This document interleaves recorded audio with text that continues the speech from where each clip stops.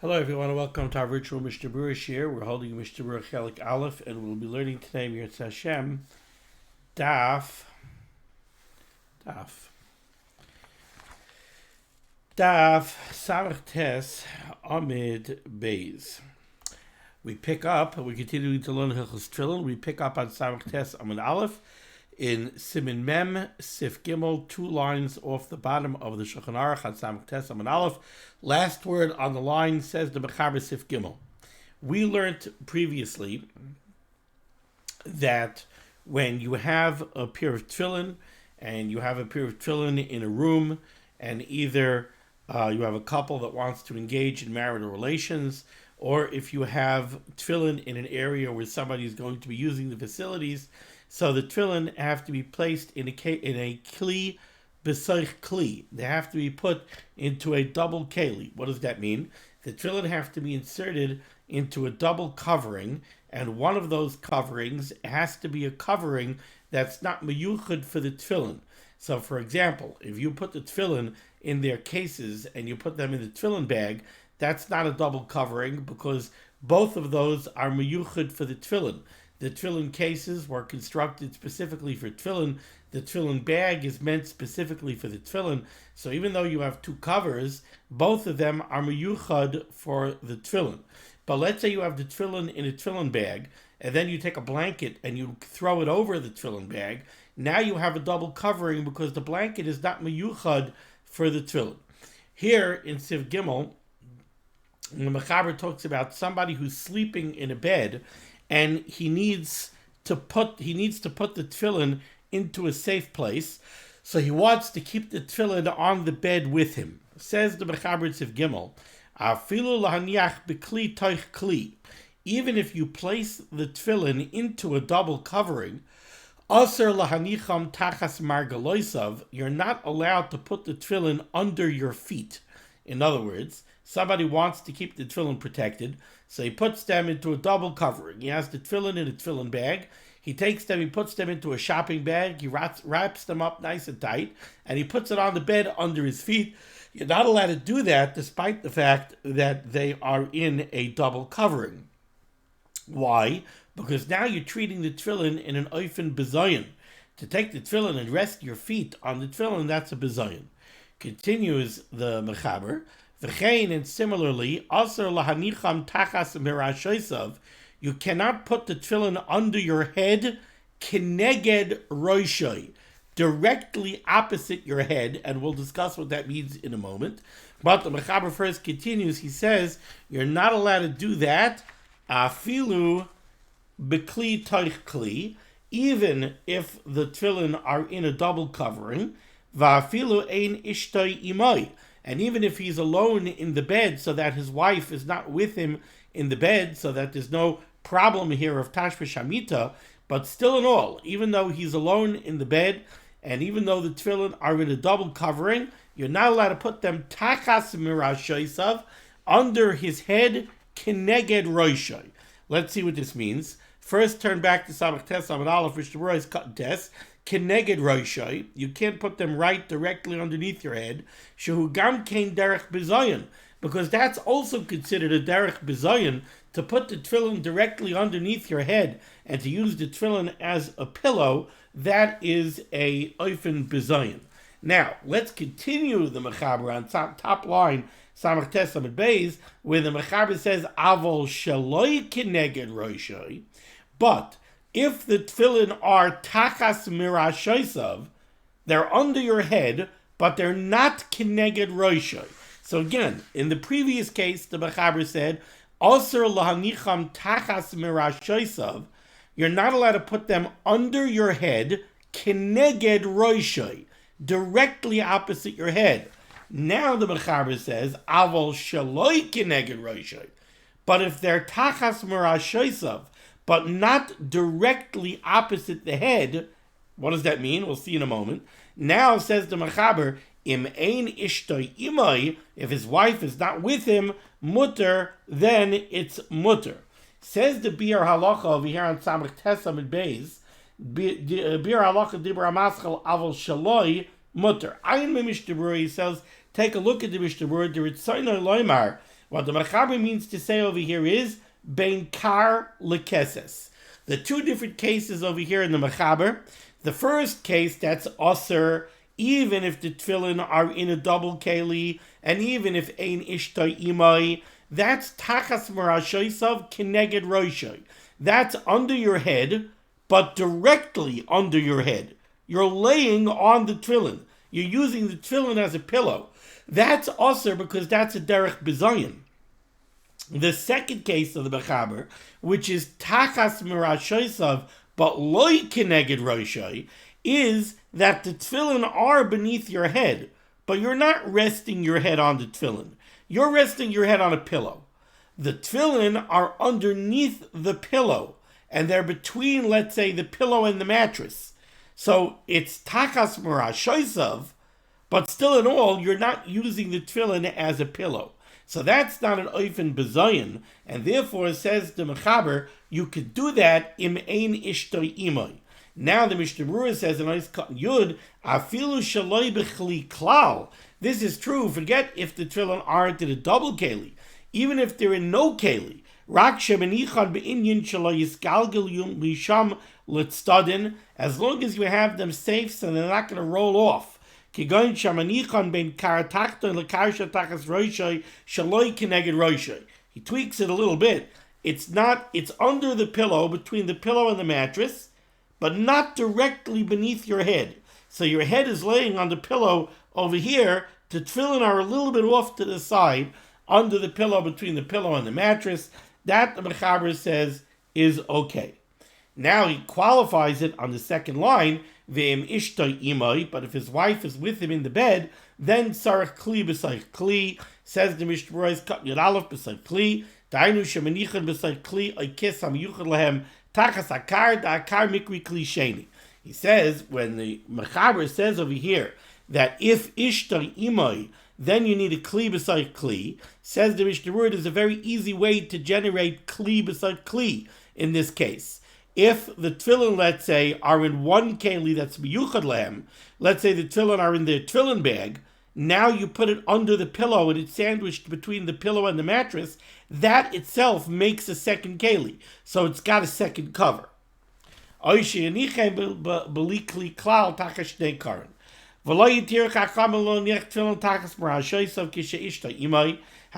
the Mishnah Berurah says over here, the Chazal would not allow somebody to have the tefillin with him on the bed, under his head, in this manner, when his wife is with him, afilu b'kli toich kli, elo kedei sheishtamru min haganavim v'achbarim. This is only a b'di'evet, and we're allowing it because of the need to protect the tefillin from either ganavim or from rodents. Ulefikach, and therefore, if there's another place to keep the tefillin where they could be protected, lo yanichem klal b'mita, they don't belong on the bed at all. If above the person lying in the bed, if above his head, there's like a shelf that extends from the headboard or from the sideboard of the bed, and that shelf is 3 tvachim above the surface of the bed, or if it goes down and it's more than 3 tvachim removed going down from the surface of the bed, mutar lahanichan alav, because that would be considered that the tefillin are in a separate rishus. Second line down, Samach Tesamid Beis in the Shulchan Aruch, Siv Daled, Ishtay imay bamita. Let's say somebody is in one bed with his wife, Veina roitzel shamish, but they have absolutely no intention of having marital relations. Mikri ein ishtay imay. The Mechaber says that halachically that is considered ein ishtay imay. In other words, the reason why ishtay imay is more chamor is because ishtay imay creates the possibility of marital relations, and that's something that you cannot have in the presence of the tefillin. However, if, says the Mechaber, einoi roitzel shamish, if there's absolutely no plans, no desire to be mishamish, so then it's as if ein ishtay imay. So says the Mechaber. Says the Mishnah Berurah Katan Yud Beis, v'taz oiser liyos ishtay imay b'mita ad she'aniach atfilin kli b'sar kli shema yishkach v'yishamish. The Taz is machmir, and he says there's no such thing. If ishtai imay bamita, then we have to be choishish v'tashmish, and therefore it's not mutter to have the tefillin there unless they're kli b'sach kli. Why? Because it's very nice that right now you had no plans. But like the Mishnah Berurah says, Shem yishkach v'yishamish. V'chein mashma b'bir agra v'ayin be'el yarabba. Sif, hey, 3 lines down in the Mechaber. La'anicham b'mita keneged tzidai dinoi ketachas margaloisav. To place the tefillin alongside you on the bed would have the same halacha as putting them under your feet, which would mean that it's asur even if the tefillin are in a kli b'sayich kli, because that's a derech bizayon. Says Mishnah Berurah Cut Yud Gimel, Shepa'amim mishapech b'mita v'yishkav alein. Very simple reason. It's very nice that you put the tefillin off to the side, but people usually roll around in the middle of the night, and it's very nice that when he went to sleep, the tefillin were located to the side, but it's very possible that he will roll over onto them. Safsalim shebebeis hakneses, if you have benches in the beis hakneses, shetachas asafsalim yesh teva la'tzniya sham talos tefillin. Very often, you have these kind of seats, the old shuls for sure, had these like seats where the cushion that you're sitting on could be lifted up, and underneath there's a box, and sometimes in those boxes, they have talesim and tefillin. Says the Mishnah Berurah, Yesh Oimrim da'asor leishev ala safsalin v'yesh matirin. There are those who say it's asur to sit on such a bench, because you're sitting on a box that has tefillin in them. V'yesh matirin, and there are those that say it's mutter. Aval, however, kisheyesh cholol tefach b'hateva panui, if there's at least a tefach of empty space in the box between the surface that you sit on and down where the talis and tefillin are, then mutter vaday leishev ala safsalin, then it's definitely mutter to sit on the bench, because in no way is this considered like you're sitting on the talesim and the tefillin. No, you're sitting on this bench surface. The talesim of the tefillin are down inside the box. That's not an issue. However, the Chavetz Chaim says that a Bal Nefesh should be machmir even in such a case not to sit on such a bench. Ki tefillin yesh lehizar b'kedushasan ma'od, because, says the Chavetz Chaim, you should be nizhar ma'od. You should be very, very, very careful with kedushas tefillin. V'im kivay b'masmerim l'kaisel, if the box that has the tefillin is affixed with screws or nails to the wall of the Beis HaKnesses, murta leishev al hasafsal, then you're allowed to sit on the safsal. It seems that by virtue of the box being fastened to the wall, it is very much considered a box that is separate from the surface that you sit on. Sif Vav, 3 lines down near the end of the line in the Shulchan Aruch, says the Mechaber, Shachach v'shimesh mitasei b'tefillin. Seems very strange, but I guess in the days when people were really used to wearing tefillin all day and not taking them off, I guess you get so used to wearing the tefillin that this could happen. If somebody somehow forgot and he had marital relations while wearing tefillin, now he realizes that he's wearing tefillin and he has to remove the tefillin. Why does he have to remove the tefillin? Because if he was just b'shamish b'tasei, it's very likely that he has shechva zera on his guf, and in such a state he can't be wearing tefillin. So he has to remove the tefillin. Says the Mechaber, lo yechois lo babatim v'lo b'ritzuos. He cannot touch the bottom of the tefillin. He can't touch the ritzuos of the tefillin. Ad sheyitel yadav, until he washes and cleanses his hands. Why? Memnei shayadayim askani yosein, because the hands are busy, and who knows, especially if this is what he was busy doing, who knows what bodily parts the hands touched. It's very likely that the hands touched an unclean part of the body, and you cannot now use those hands to touch the tefillin, not the bottom, not the ritzuos. So even though he finds himself in a situation where he has to remove his tefillin, he has to wash his hands first. Says the Mishnah Berurah, Ois Katan Yud Daled, Achi Yitel Yadav, V'achakach Yachletzem, then he should immediately remove the tefillin, Achi Kaneach HaKeri, until he cleanses himself from any shechva zera, K'moshe Kosav Sif Zayin. Sif Zayin, Yoshain Behem, if somebody sleeps while wearing tefillin, V'ra Keri, and he experiences a seminal emission, Lo Yechais Babatim, again he has to remove the tefillin, but now he has to remove the tefillin, but he cannot touch the bottom of the tefillin. But now we're going to be makel, and we're going to allow him to touch the ritzuos.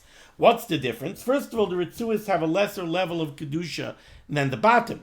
And what's different between this case and the case in Sivav is that in Sivav, the person was actively involved in marital relations, and therefore we certainly have to be concerned what bodily parts he may have touched.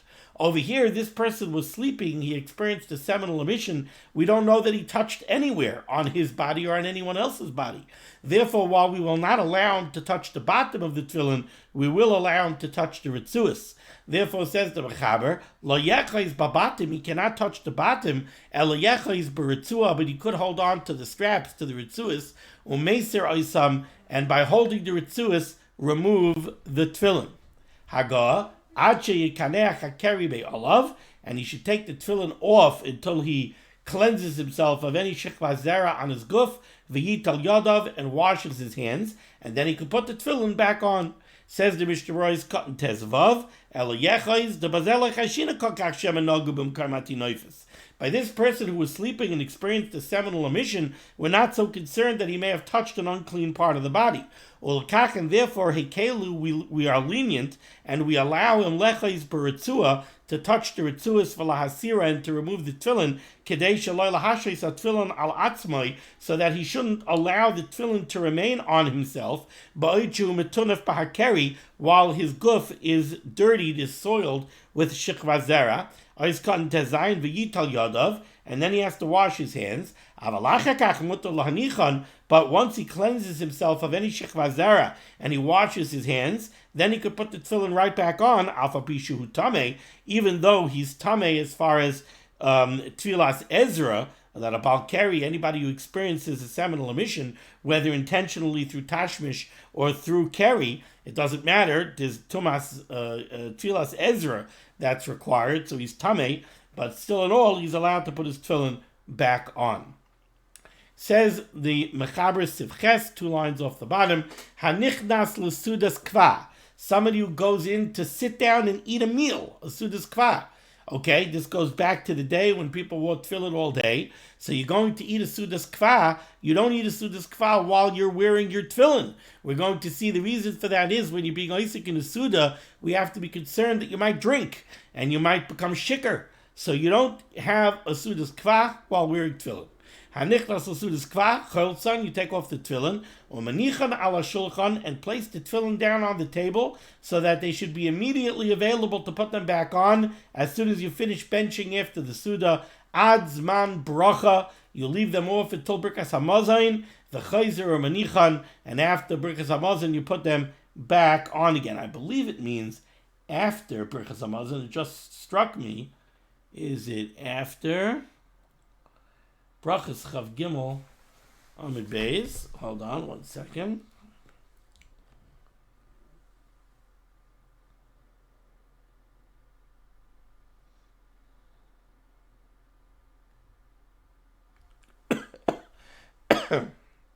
Tana Rabbanan, I write to Likanis El Sudas Kva. Mahalech Asar Pam Nalam, is it Al Pamim? 1 second.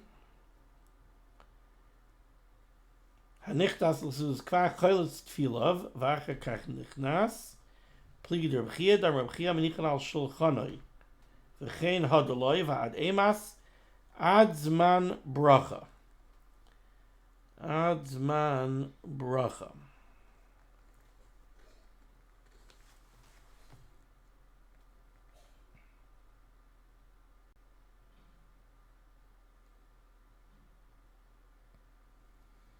I have to check on that. My assumption was that it means till after Birkas Hamazon, but maybe it means before. I don't know. I have to take a look. Okay. So again, hanichtas l'sudas kva cholzon amanichan al shulchan ad zman bracha v'chayzer amanichan, and then you can put the tefillin back on. Aval la'achilas arai ain't sarach l'cholzon. However, the Mechaber says for an achilas arai. So you're in shul and somebody's giving tikkun and you want to eat an achilas arai, ain't sarach l'cholzon. The Mechaber says you do not have to remove the tefillin. Says the Mishnah Berurah cut Yud Zayin for a sudas kva cholzon. You remove the tefillin. Why? The yeshlach Hashem yishtaker basuda v'yisgana b'tfilav. Ala shulchan, you put them down on the shulchan kedei shiyu mezumanim lai, so that they should be right there waiting for you. Lachzar ulahanichan, to put them back on again. B'shas bracha. sounds like 4 Birkas Hamazon. So when you get up to Birkas Hamazon, you put them on so that you're wearing them b'shas bracha. Ois cut Yutes Avol, but for a Sudas Arai, it's not a problem. He brings down, however, this B'Sefer Shulchan Shloimeh Mistapek, the Efshet Zeu Dafka B'Isha Menichan Kalayim, perhaps this heter of the Mechaber, to wear the tefillin during a Sudas Arai, maybe that's only for those who used to wear tefillin all day. But for us who generally only wear tefillin during Kriya Shema and Daven and Tefillah, so take the tefillin off when you're having a Sudas Arai. Arai, Eiskan Chaf, Nira Dishir Achilas Arahu Kebeya. The Mishnah Berurah says it would seem to him that what are we calling an Achilas Arai is until you eat the amount of a kibetza. Uchedin Sukkah b'Siman Tafreish Lamites Yu'uyin Sham. I know that the Aruch HaShulchan is very machmer on this, but I've seen brought down in other places that somebody who takes off his tefillin, if there's like somebody who's giving tikkun in shul to eat an achilas araya, raise them megase haruach, and it's like merzi kiyuara, he's making himself look like a balgaiva. Okay, I want to take a look into it a little bit more, and I will report back to you. But for the moment, we're going to stop over here. Thank you so much for joining me for Liman HaTorah. The schus of Liman HaTorah should be megan agans klal Yisrael. The Ron Shem should send Yeshua's refuas parnasit sheduchim tolos need, and we should be zeicher to see the Bias Gal Tzedek b'meherav yameinu amen. Be well.